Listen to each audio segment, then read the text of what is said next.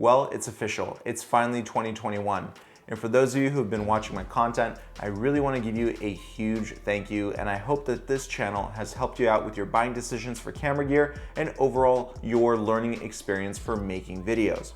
In today's video, I really want to talk about this new light from Godox. It's called the ML60 and it's standing right behind me. This is it is the smallest yet most powerful light on the market, and it's a light fixture that has a very special mount. It's not only capable of mounting on a light stand, but you can also hold it in your hand. There's actually a built-in hand grip. So let's go over some of the features about this light and overall compare it to some of the other lights that I have that are in the same price range and similar light output. And I'll tell you why this Godox ML60 is probably the best bang for your buck when it comes down to size and power for LED lights. Now, the first thing you're gonna notice about this light is its size. It weighs just over 1.5 pounds, and it's a little bit larger than the size of a can of Coke. Now, Godox had a previous version of this light called the SL60W. This is a much larger light, but it has the same wattage and light output. I've had this light actually for about 2 years, and it's held up pretty well. The build quality is not nearly as good as the new ML60, and on the Godox SL60W, I've actually had issues with my LCD screen going out and just not working.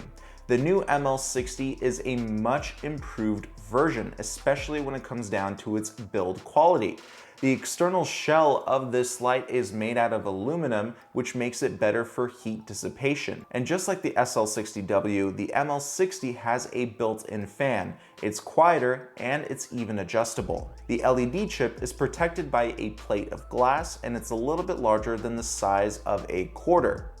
We do have 60 watts of power, producing a 96 CRI rating with a TLCI of 97. Of course, we are getting a flicker-free image, and we also get a 0 to 100% adjustable dim. Now let's quickly talk about the package contents and what you are going to get. Now, this light does come included with an excellent carry-on case. Now, this case is like a camera case. It's a soft shell, but it has a lot of stiff backing in the case. So even if you do drop this thing from, let's say, 3 or even 5 feet, your light will be protected, and it's gonna hold all of the contents needed to set up your light. This whole entire pack will come included with the light's reflector, power cables, light and handheld mount, and you're also gonna get the battery adapter plate. And this will allow you to actually just make the light more mobile. Now, there are other lights on the market that have similar specs, but also not so similar. And I'm talking about the Aputure Mini 20D and the Cane TV 55 watt Boltzmann lights. Both of those lights have their massive cons and their massive pros. And I do think that the Godox ML60 is the middle ground. It has the perfect combination of what those lights don't have and what they do have. For example, the Aputure Mini 20D, horrible heatsink. It is just so loud. I can't use it anywhere near my microphone. The Godox ML60, however, has a very quiet mic, and I'll show you how quiet it is in just a moment. The build quality on the Mini 20D is all plastic. However, we do have a Fresnel on both of the Boltzmann and the Aputure Mini 20Ds, something that the ML60W doesn't have. But this is a standalone light fixture, which means that you can actually add a bunch of other accessories. The Aputure Mini 20D only provides you about 20 watts of light. It's about a third of what the Godox light offers, and overall, it just doesn't feel as well built, and believe it or not, they cost about the same price. When we turn over to the Boltzmann 55 watt lights from Cane TV, they're also Fresnels, and they're 55 watts of power, so very close to that output of the Godox ML60. However, when it comes down to build quality, those lights do feel good, but when I got mine shipped to me, I actually had a loose cable in one of my lights from Cane TV. I had to solder it myself, so that was not that great when it came down to quality control. So just some things that you might experience, might not experience. Again, this can happen with every single manufacturer, but overall, I've had multiple Godox lights, multiple Cane TV lights, and a lot of Aputure lights, And so far, Godox is keeping up with its quality promise. Now, when it comes down to size, the ML60 is larger than the King TV Boltzmann and the Aperture Mini 20D. It's larger, but not by much. And as I mentioned earlier, it does have a much better heatsink than both the Aperture Mini 20D and the King TV Boltzmann light. So let's put this light together and let me show you what are some of the other features that it has. So first thing, when you get this light, open up the case and then take the handheld mount, which also doubles up as the light stand mount, and screw it onto the light.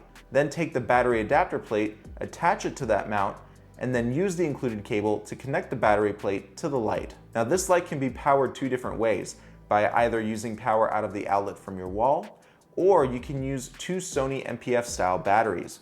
If you don't have those batteries, I'll link them down below in the description box. All you have to do is just snap those batteries into place on the adapter plate, and then go to the back of the light and press the power button. The light will immediately turn on. You'll notice that it has a very well lit LCD display.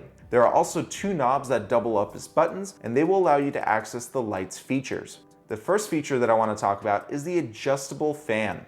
Now you can either have this fan turn on or turn off, but you are limited to about 50% power when that fan is turned off. So it's very similar to that of the SL150W Mark II from Godox. On top of that, we have multiple lighting effects, 8 to be exact, ranging from faulty bulbs to lightning and even fireworks effects. None of those effects are available on the King TV Boltzmann or the Mini 20D from Aperture. Now I did mention earlier in this video that this is a standalone light fixture, meaning that you can attach different accessories to this light. However, it does not use a traditional Bowens mount adapter. It uses its own proprietary Godox mount. But wait, you can actually buy an adapter from Godox that will convert the Godox mount to a traditional Bowens mount. Now, if you really want to see how bright this light is, well, prepare yourself. I did a few different tests shooting at this really dark blue wall here, and I was shooting at ISO 400 at f4,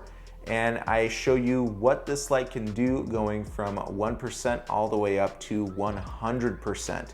This thing is extremely bright, even without a Fresnel attachment.